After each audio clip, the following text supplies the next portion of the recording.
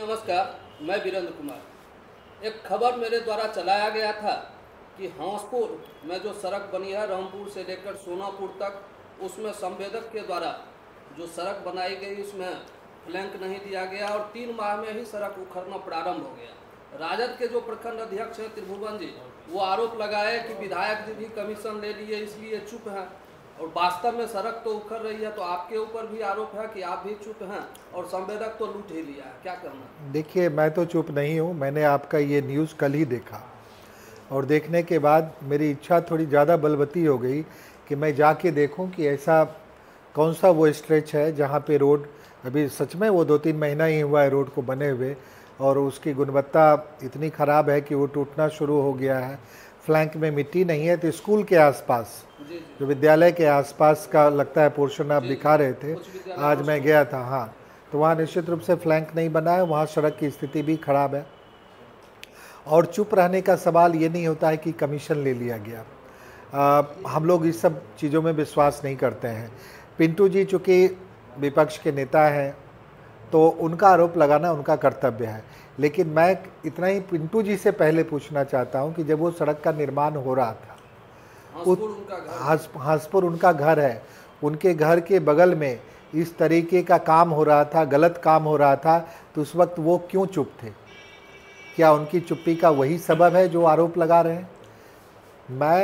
मैंने तय किया है कि मैं कल ही एग्जीक्यूटिव को बुला के और इस सड़क की जांच करवाऊंगा, जांच लिखवाऊंगा। विजिलेंस की टीम आएगी, इसकी गुणवत्ता का जांच करेगी, और अगर जहां जहां फ्लैंक है उनके एस्टीमेट में अगर फ्लैंक में मिट्टी नहीं दिया गया है तो मिट्टी का अगर भुगतान कर दिया गया है ठेकेदार को, तो निश्चित रूप से जो विभाग के अधिकारी हैं वो आप ही के गठबंधन, जो एनडीए गठबंधन है लोजपा के नेत्री हैं इंदिरा जी, उन्हीं के परिवार के लोग ठेकेदार भी हैं। देखिए, ठेकेदार कोई भी हो सकते हैं, लेकिन ये सही बात है, आपने कहा है तो ये बात इसमें सच्चाई है। लेकिन एक साथ ही ये दो रोड का हुआ था उद्घाटन। सेमा में भी उखड़ रहा है, और सुमा में भी जब शुरुआत में ही काम की शुरुआत हुई थी तो हमारे लोगों ने जाके, लोगों का वहाँ शिकायत था कि गुणवत्ता सही नहीं है, तो हम लोगों ने वहाँ जाके इंटरफियर करवाया था शुरुआत के दिनों में ही। तो थोड़ी बहुत तो ठेकेदार वगैरह को तकलीफ़ होती है जब इस तरीके का काम होता है, लेकिन उस वक्त पूरा आश्वस्त किया गया था कि गुणवत्ता से किसी प्रकार का कोई कॉम्प्रोमाइज़ नहीं किया जाएगा। और निश्चित रूप से हम सब लोगों की सेवा के लिए, और हमारा उत्तरदायित्व और अधिक बढ़ जाता है जब हम क्षेत्र में एक राजनीतिक प्रतिनिधित्व की बात भी अपने मन में सोचते हैं। तो हमारा काम होता है कि हम क्षेत्र में जो काम सरकार के द्वारा कराया जाता है उसकी गुणवत्ता को सुनिश्चित और अच्छा रखा जाए।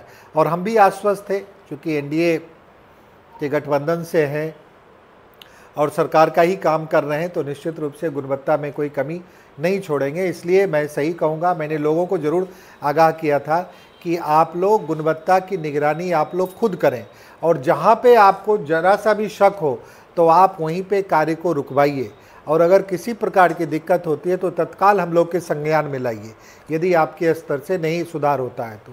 लेकिन किसी प्रकार की कोई शिकायत, जब तक सड़क बना तब तक किसी प्रकार की कोई शिकायत नहीं आई। उल्टे जब रामपुर के पास ढलाई शुरू हुआ था तो लोगों ने काफ़ी तारीफ़ की कि देखिए इस सड़क का काफ़ी अच्छा काम हो रहा है। और चूँकि उस वक्त जो मनियप्पा वाला बना था रोड, उसकी गुणवत्ता में भी उसकी गुणवत्ता में भी काफ़ी शिकायत थी। हम लोगों ने उसकी जांच करवाई, 2 बार उस सड़क को फिर से कार्य करवाया गया। तो अगर लोगों ने कहा होता तो हम लोग इंटरफियर करते। पिंटू जी को भी सजग रहना चाहिए था, उनके घर के बगल में बन रहा था। मेरे गांव के बगल में तो निश्चित रूप से वो सड़क है, लेकिन पिंटू जी के घर के बगल में बन रहा था ये सड़क। वो क्यों चुप रह गए, किस कारण से चुप रह गए, मैं नहीं कह सकता।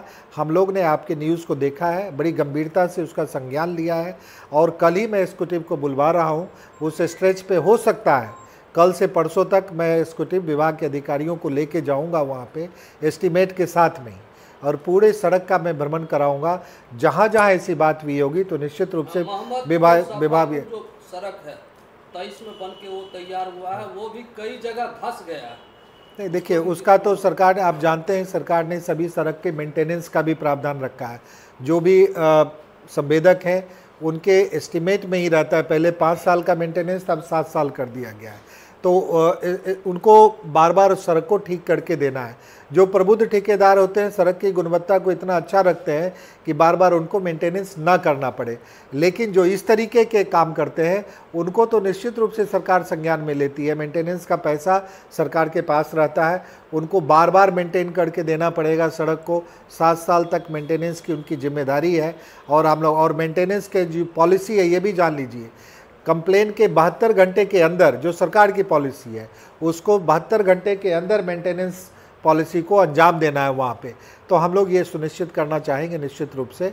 आपने बहुत अच्छा किया कि आपने इस चीज़ को दिखाया लोग, और हम लोगों ने भी आज ही जाके, कल आपका न्यूज़ देखा मैंने और आज ही मैं सुबह में गया था वहाँ, और मैं देखते हुए आया था कि वहाँ पे बिल्कुल सड़क की स्थिति ठीक नहीं है, फ्लैंक भी नहीं है। हम लोग इस पे निश्चित रूप से बड़ी गंभीरता से संज्ञान लेते हुए इस पे कार्य करवाएंगे। आपने सुना विधायक जी को, और मुझे भी खुशी हुई कि खबर को इन्होंने गंभीरता से लिया और खुद जाकर सड़क का जांच किया, और आशा भी करता हूं कि इसकी जांच भी होगी। धन्यवाद।